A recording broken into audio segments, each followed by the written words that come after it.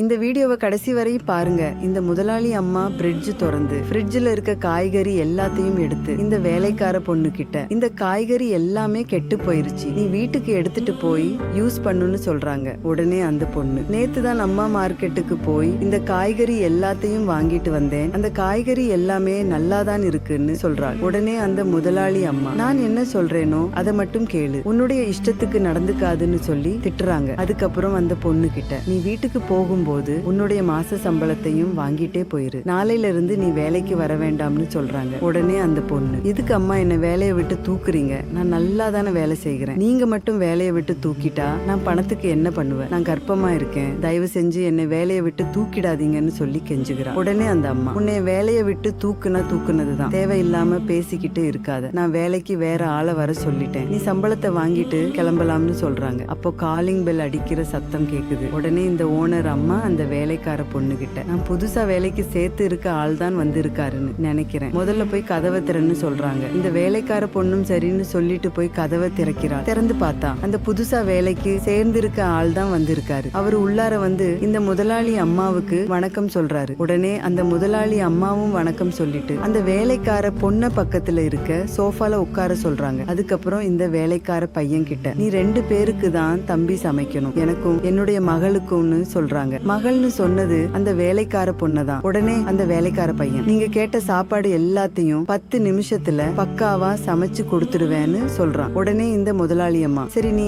கிச்சனுக்கு போய் வேலைய பாருன்னு சொல்றாங்க. அந்த வேலைக்கார பையன் போனதுக்கு அப்புறம் இந்த பொண்ணு பக்கத்துல வந்து உட்கார்றாங்க. எனக்கு உறவுன்னு சொல்லிக்க யாருமா இருக்கா, நீ மட்டும்தான் இருக்க, நீ மாசமா இருக்க நேரத்துல உன்னை கஷ்டப்படுத்த வேண்டாம்னு தான் புது வேலைக்காரனை வேலைக்கு சேர்த்தேன், அது மட்டும் இல்லாம இனிமே உன்னுடைய ஹாஸ்பிட்டல் செலவு எல்லாத்தையுமே நானே பார்த்துக்கிறேன், உனக்கு குழந்தை பிறந்த உடனே அந்த குழந்தையும் நானே படிக்க வைக்கிறேன், இனிமே நீ என்னுடைய வீட்டிலேயே தங்கிக்கோ, நம்ம குடும்பமா சந்தோஷமா வாழலாம்னு சொல்றாங்க. இந்த நல்ல மனசு யாருக்குங்க வரும்? தன் வீட்டு வேலைக்கார பெண்ணையே தன்னுடைய மகளா நினைச்சு அவங்களுக்கு உதவி பண்ண இந்த முதலாளி அம்மாவுடைய செயல் உங்களுக்கு பிடிச்சிருந்தா இந்த வீடியோவுக்கு ஒரு லைக் போட்டு கமெண்ட்ல சூப்பர்னு கமெண்ட் பண்ணுங்க.